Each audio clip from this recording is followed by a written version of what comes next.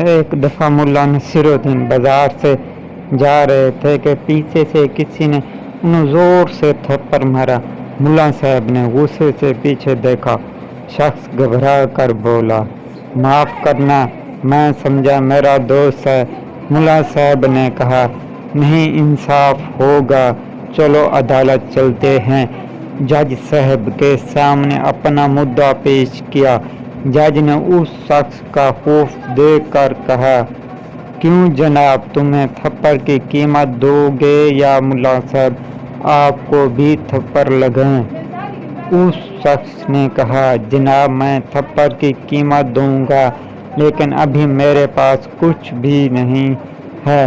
میری بیوی کے پاس کچھ زیور ہیں، وہ میں لے کر آتا ہوں۔